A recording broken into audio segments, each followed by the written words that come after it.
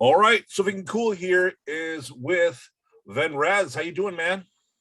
I'm doing good, but just call me Vin. Okay, I know it's half and half, right? Your first and your last name. Yeah, well, some people call me Venrez or Venray, but most people call me Vin. Either one works. Cool. So was that always a nickname for you? Well, no, not really. A friend of mine who was a producer walked in on me when I was doing some karaoke at home. Never knew I could sing. He'd been a friend of mine for like 20 years. I kind of kept it under the table. And he said, we're going into the studio. I fought it. And at the time thought, forget it. It just turned into a hobby and quickly progressed to something real. And the guys that were in the lineup at the time came up with the name Venrez, which is a combination of my first and last name, Stephen Venrez, which I hated, but they forced it upon me. And, of course, after a number of years, kind of took hold. So tomorrow's a big day for you, man. Purgatory Awaits. Gets dropped. Are you excited or what? I'm super excited. It's been a long wait. We got the record deal in April. And our label has a lot of great bands signed to it. Ted Nugent, Dishwalla, Puddle of Mud, Candlebox, among many others. And, they just couldn't do a proper release for us till now. So, I'm super excited about it. The radio charts came out on Tuesday, and our new single, Show Me, was the #1 most added new rock song on the Billboard charts and on the Foundation charts, which blew me away. I never expected that. That's awesome, man. Good for you. It's got to be a real good feeling to check that out.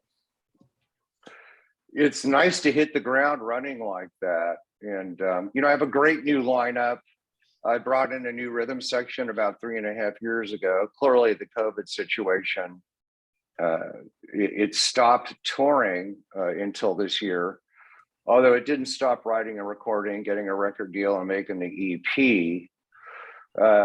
And Victor Singer from France on drums, and Gabe Masca from Rio de Janeiro, Brazil on bass. And these guys, up until we got to 2020, were basically playing, as we toured, songs recorded by previous lineups. So what's nice is the first song we all wrote together was Show Me, and I guess it's appropriate. That's the radio single, and it looks like it's going to do well. Yeah, man, I've seen it tearing up the charts, man. It's awesome. Now, with these guys being all over the world, when you recorded this, did you guys were in studio, or did you guys do it virtually? Well, Gabe's got a 10-year green card, and he'll be, he just applied for citizenship.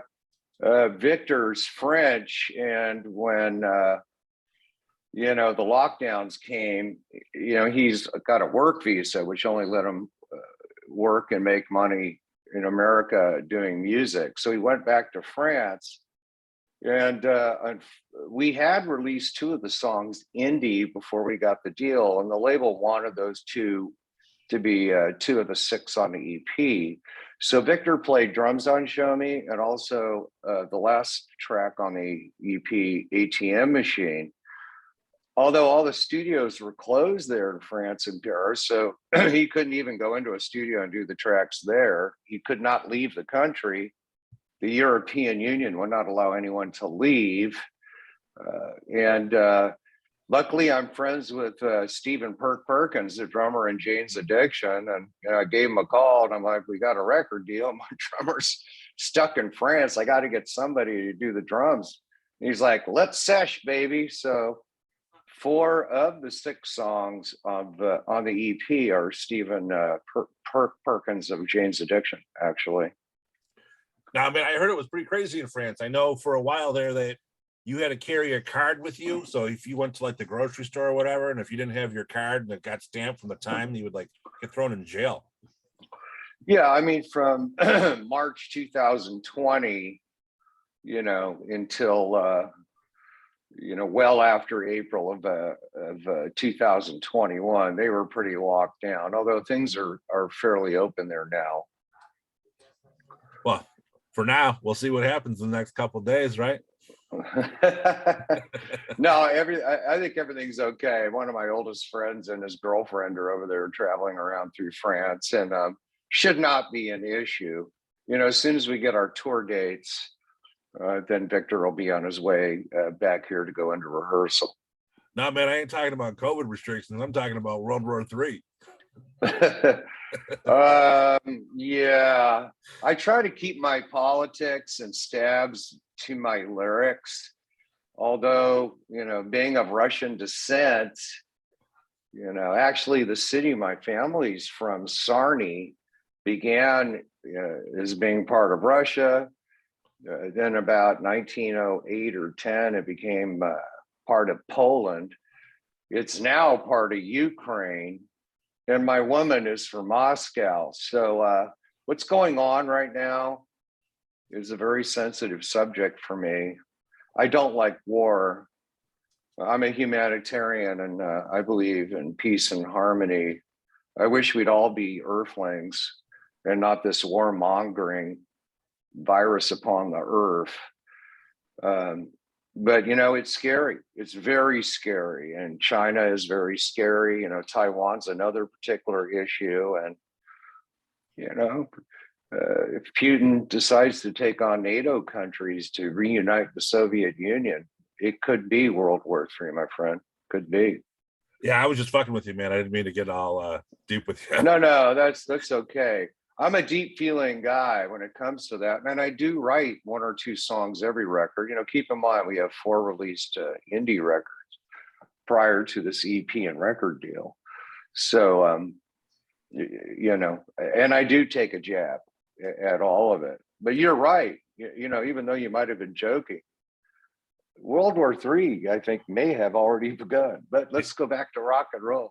Yeah, for sure, man. No, I just got done listening to the EP. I listened to the full thing today, and I loved every track on there, man. You got a lot of different vibes that go through there. Like when I was listening to Evil Words, I was getting like a Alice in Chains type vibe going through there. When I listened to Each and Every Day, I kind of heard a little Stone Temple Pilots going through there, man. I mean, you got a lot of cool sounds going through this album. Well, we've been, when you have a new band on the rise, you're going to be compared. I think that's just a natural thing that happens with every band. And we have been compared to Alice in Chains frequently, primarily because of the great 2-part harmonies between Jason and I. And I can see that. I've been compared from everybody, from, Jim Morrison to Bowie to Ozzy to Lane Staley and so on and so forth. But I'm just me. I think our music, it's like when a lot of new fans who discover us tell me, when I first heard you, at first I thought it sounded like something I heard before, and then I quickly realized I never have. I think it's kind of a new genre that mixes maybe some 70s sounds through current sounds. I don't think there's really any 80s kind of music in it. I think more 90s if you say that. But Jason writes the music, my guitar player, and I write the lyrics. And his biggest influence was the Jesus and Mary Chain and all the bands that came out through the door that band opened. So it's just interesting to hear the different types of comparisons. He's an amazing musician. We've put out some really good music, although he killed it on these 6 songs musically, for Purgatory Awaits. I'm really happy with the selection of songs on this little record. Oh yeah, man, it's great, And one thing I got to ask you is, a lot of bands are shying away from doing EPs or full lengths, and they're just doing singles. What right made you decide to put out 6 at once? Well, we had one major change, a huge change. We'd been indie up until April of last year, 2021. And we signed with a great rock label, a Sony rock label out of Chicago, Pavement, who actually just signed Ted Nugent. And they wanted us to start with a 6-song EP, so that was their call. We have 6 or 7 albums worth of material because we've just kept writing. So I sent, knowing that they wanted ATM Machine and Show Me on the record. I sent them about 12 of what I thought were the strongest songs that would fit with those two. And, they pared it down to the 4 we recorded. Now, when you say you got all those songs written, are you able to go ahead and pick through those at a later date and put them out, or what are you going to do with them? Yeah, absolutely. I mean, Jason and I recorded a killer. Him and I together alone is another thing. We've been singing for a long time, but him and I, with him on an electric acoustic guitar, is something special. If you go to YouTube and put in Love Dance by Venrez, Venrez, it's called Love Dance. I mean, it's like being on the MTV Unplugged show in 1992. And that'll show you what him and I do, especially together, as far as the stripped down 2-piece goes. But we have just written so many songs. So we did an electric acoustic record we call the God Shop Project. And we've had that in the can, mixed, mastered, and ready to drop for 3 years, but it's just way ahead of its time. And we need to wait till we break big. And at some point in the future, we'll drop that one. Hopefully we'll be very successful and end up going back in the studio to record 4 to 6 more, to release the LP behind a CP. Now, have you guys been together like in person at all since everything got locked down and everything like that? No, only to go have dinner or a beer. The last time we were on stage together was March 4th, 2020. We had toured the whole last quarter of 2019. And we were blowing minds everywhere we went. I mean, I brought 24 shows worth of merch. We literally sold out of everything we had after 5 shows. We were on a roll. Universal was talking to us. And then, March hit and the pandemic, and that was pretty much it. So I have not been on a stage with my band since March 4th, 2020. Jason does he has a band. When he left Juliette Lewis and the Licks, they formed a band called Petty Cash. So he has done some shows with them and with Brett Scallions, who was the lead singer in Fuel. And Gabe, my bass player, is a spitting image of Kurt Cobain, and he got lucky to be a part of the 27 show at the Virgin Hotel in Las Vegas, which featured, the top 6 great stars that died at 27, from Morrison to Amy Winehouse, and he did Kurt Cobain. So, Jason and Gabe were blessed enough to be able to be playing live shows during this period, but Victor's been stuck in France doing nothing, and I've been stuck in LA doing nothing. I can't wait to get back, just get into rehearsal again. It's going to be a lot of fun putting together the set, for the live show. I can't wait. I really just can't wait. Now, do you have any plans for like a virtual online party or anything like that for the release tomorrow, or no? No, the label just didn't think that was something they wanted to do. We had talked about it, so no, we're not going to do anything like that. But we have a great management company, Concrete Marketing. They were out of New York, but they're now out of Nashville. Bob Chiappardi's the guy. I mean, they're like second only to Neil Warnock in the firm. And he had put us on some really big tours coming up. He's been looking after us off and on since the beginning. So when we got the deal, we signed a new management deal. And he is right now looking at potential tours for us. I would say between mid-May and the first week of June. I'll know probably about the middle of March what's going on. We were offered some great things in Europe, although nothing's going to happen there until next year. Aerosmith just canceled their entire summer Euro tour. You can really only tour small cap clubs in Italy and in the UK.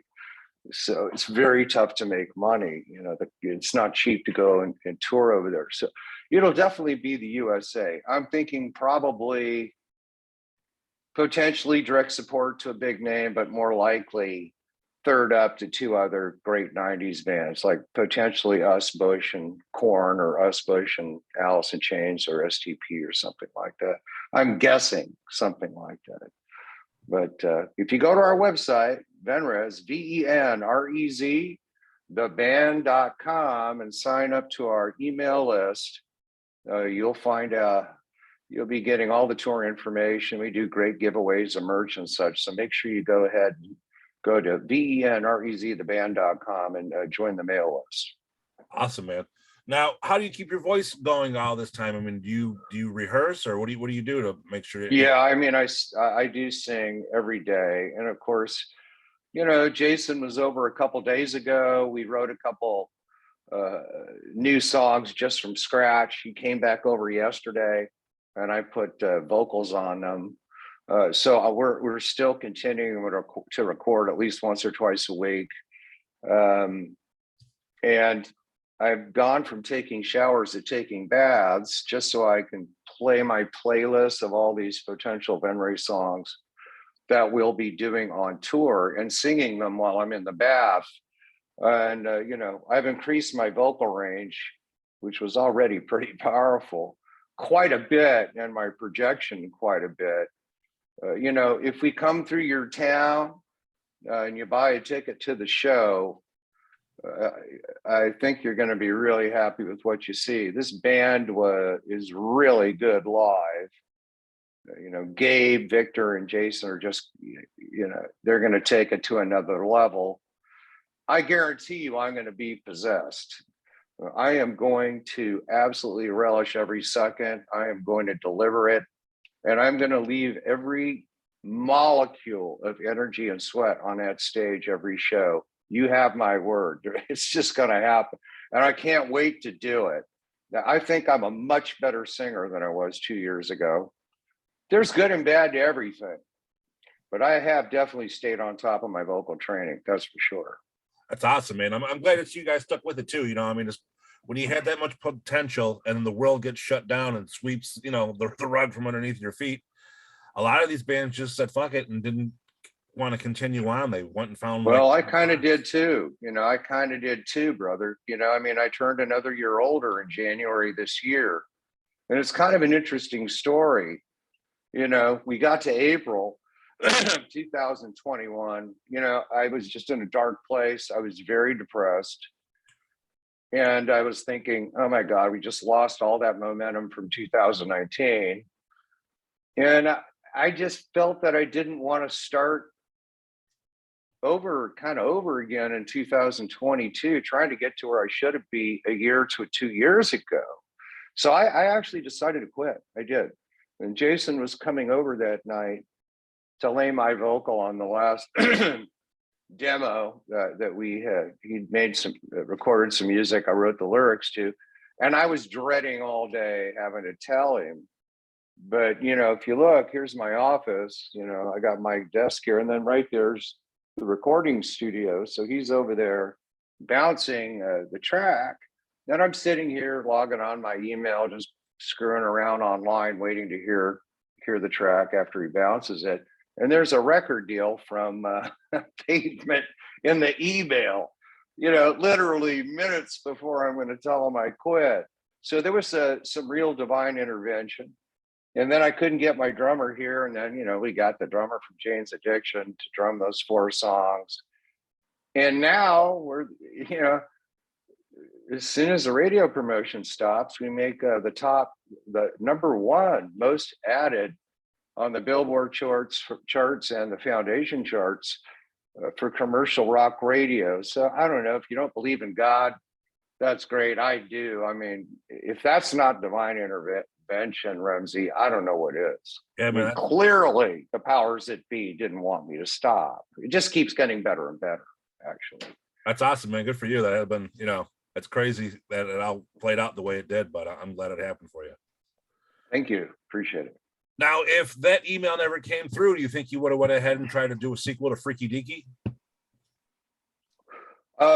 No, I mean, that was based on an Elmore Leonard book, like Get Shorty, Jackie Brown, Be Cool, Out of Sight. Um, I shot a documentary with my girl, who's a great music video director and documentary director. She actually helped get the record deal. I mean, we did by writing Show Me, although we never really had major hits on our music videos. We'd lacked good visuals. So she directed the Show Me music video, and Pavement got wind of it. And that's really what got us the deal. And obviously, that's the song they picked to be the first radio single. As far as feature motion pictures go, I'm working with the American Pie and Final Destination producer Warren Zide, and also Martz, who produced all the Fast and Furious movies. We're probably about 90 days away from starting to make 20 to $50 million budget films, at least 3 to 4 a year. And I'm waiting on some funding for my documentary division. We made a documentary called Still Suffering. Yeah, it won. I started submitting it to festivals in November. It won every international film festival in December, January, and so far through February. And we signed with Safieg Entertainment about a month ago to represent the film. So now we have a huge, agency in both. But I was just going to quit music and just concentrate on film. And one day I wanted to fly fish every river in the United States because I love doing that. So I figured, I would just do that. Clearly I didn't want to quit, but sometimes some people have a hard time knowing when it's time to walk away, and that can be disastrous. Although the powers that be clearly did not want me to walk away, and I welcome it because I really have had a difficult time not being able to play live or rehearse, because my main career had been film for so long. The band was a hobby that ended up becoming real, quite by the grace of God. So it was very difficult, the pandemic, I think, on everyone. Obviously, film and music was hammered by it, along with many other types of industries. But my outlet from the stress of having to make money, pay the bills, all this stuff, and in Hollywood, in film, is very stressful. My outlet of, jamming with the band and rehearsal, touring, playing local shows at the Whiskey or Viper Room, that was removed from me. And it was very difficult to find positive things to do with that time, that could kind of fill in, although nothing ever really does, but I got through it, I got through it. I mean, think about Mick Jagger. Guy's like 78. He's not out there on stage because he needs the money. You know what I mean? Right. He's out there because there's nothing like it. When you're on stage and you got a bunch of people out there and the music's going out and they're coming back in, you can't replicate that feeling, and it's addicting. So, he's proof of someone who wants to do it as long as he can. And I may just very well follow in his footsteps in that regard, is doing it as long as I can. Now, how do you plan on balance everything out? I mean, you got this music career that's taking off once again, and you got your film projects coming up. That's correct. Well, with the feature films, I'm the executive producer, so I'm pretty much in packaging the money deals. I have never put on a producer hat until Still Suffering. Being a producer is a very different job. You have to script things out. You're on set, you're working with the director, you have a visual vision as the director does. It's a completely different job. Executive production is much more of the money and the marketing and the financing. So as far as that goes, all these years I've been touring, while the guys are sleeping, I'm on my phone conducting business. I can do that from anywhere in the world. The only thing that might conflict is if I wanted to shoot a lower budget feature or another documentary with my girl Diana Puzakova, this amazing director who directed Still Suffering and also the Show Me video, incredible editor as well. We would just schedule in between the breaks, because those films I would be producing and I would need to be on set. So I don't see there really being an issue there. And she has so much other work that even if I was on tour the rest of the year and had no time to produce any more documentary films, that would be fine. Going forward, as far as touring goes, I see it more of like 2 to 3 week runs compared to the old days when pre-COVID, when you can go ahead and tour for months at a time. I really don't know. There's you pretty much got the Canadian market out now. UK, Europe's out. You've just got the United States. I just think it depends on, the situation. I think I just no. I just don't see these tours seem to be going for 6 to 12 weeks. Talking about 24 to 40 shows. The 3-week run with a 2-week break and all of that, I just don't see that happening anytime soon.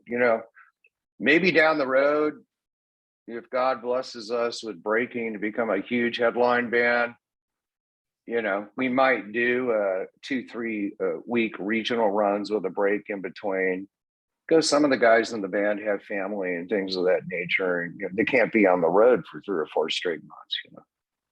Well, the reason I was saying that is because of routing issues. In New York here, every county has a different idea of what you should do. You either got to get vaccinated to go see a show, you got to wear a mask. The next city over, you don't got to do anything. It's all different. So it's got to be a real pain in the ass when you're planning out routing. Well, the Who's going to be doing a massive USA tour. So if they can get it done, we'll get it done too.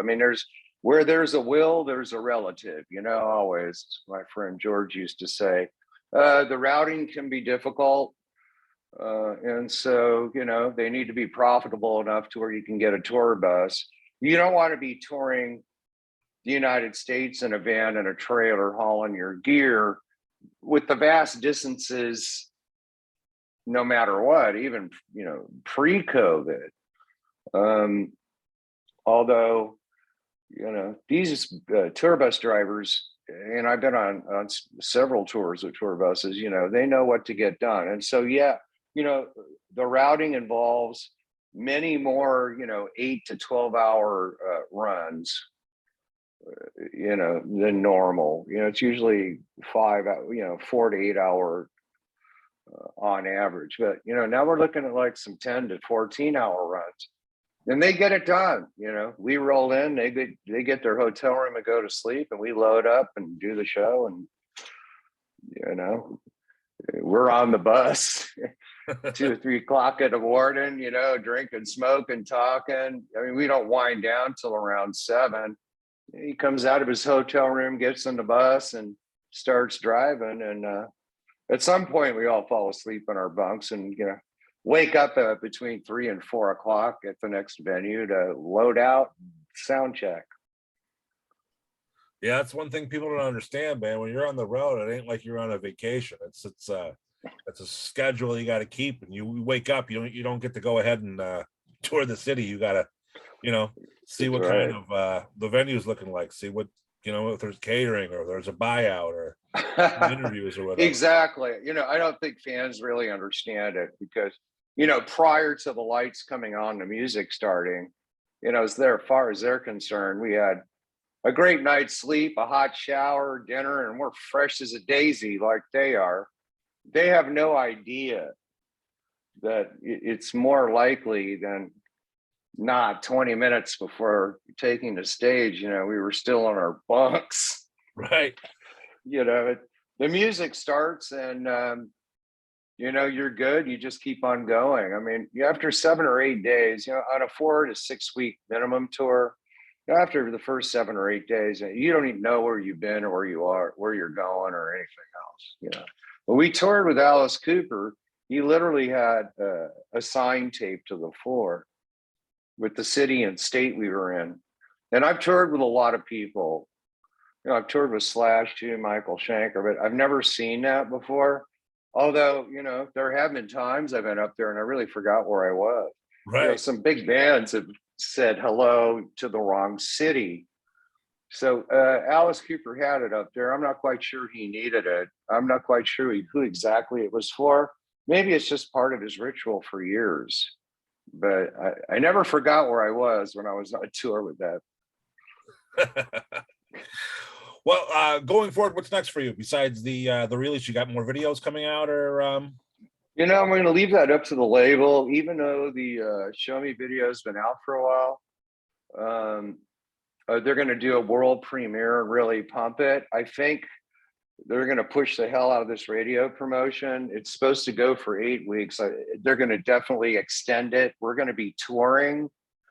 When they decide what the second single's going to be and we have a little bit of a break, I'm sure we will shoot the music video for what will be the second single. I'm not sure what song it's going to be. Right now they're talking about either Each and Every Day or Gin Fizz. I'm thinking, Gin Fizz is my favorite song on a record. I think it's the best power ballad we've ever done. You hit them with the Rocky song that everybody likes, charts top 5, 10 on the charts, and you're touring and touring. You've made a lot of new fans. Maybe instead of hitting them with an atomic bomb of Rocky Rocky, hit them with a power ballad. Although that will be up to the label. It was going to be Each and Every Day. Tim King, the vice president of Pavement, overrode management and the radio promoter, because the original version in the video is 3 minutes and 45 seconds. Tim had us edit it down to 3:03 for radio, and that's what's on the record. So the only two ways you can hear the original version will be if you see us live, because we'll play the full version live, or what you watch the music video. So I'm just not really sure, although Tim definitely proved he was right. Going with, when you got great people that know what they're doing, and Pavement's built a great label. Tim King, the vice president, Mark Noah, the president, they really know what they're doing. First class operation. The publicist Barbara's amazing. Eric Baker, the radio promoter they hired. I don't think there's a better commercial radio, XM radio promoter in this country. So I think we're really lucky to be with them. But when they decide to drop a second single and what that song is, we definitely will shoot the music video to it. But we don't have plans yet because we're still working the initial release. We're working our first ever radio single, first one ever. Now, is there hard copies available? Or is it just digital? Yes. No. There are hard copy CDs with an amazing 6-panel insert. We did it right. We haven't pressed vinyl for it yet. It is Pavement is distributed by Sony Orchard. So, you'll be able to buy physical copies. I'm going to be putting on the website and sending out an email blast where you can. Obviously, we won't be selling it on our website. We will be selling CDs when we tour as part of our merch packages that we'll be offering fans when we're on the road. So it's available it'll be available on all digital platforms, which is really a nice, real CD package with all the bells and whistles, full, like I said, 6-panel insert. And it's pretty cool. We designed a really cool one. I think people that collect CDs will like it. Now, for those that are watching and they want to follow up, they want to see these tour dates we're talking about here, they want to get a copy of the CD, they want to see what the next single is, what's the best way to follow you guys? Well, the best thing to do is just go to our website and join the email list, because Venrez, VENREZ, theband.com, join the email list. Because once the record releases, we'll be, and they'll be sending out the press release. I'll be emailing out everybody and posting on my website, how to buy the physical CD other than, at our merch booth on tour. Awesome. And they can get to your social media from there and everything like that, your Facebook and whatever. Yeah, they can. I mean, it's facebook.com/Venrez, Venrez21 on Twitter, and Venrez, on Instagram. All right, Ven, it's been a pleasure speaking with you. I love the new EP, and I'm glad things went back on track. You decided to stick with it, and I can't wait to see what's next from you. Thank you so much, Ramsey. It's been a pleasure. Thank you for having me on your show. All right, man. Take care. You too. Bye-bye.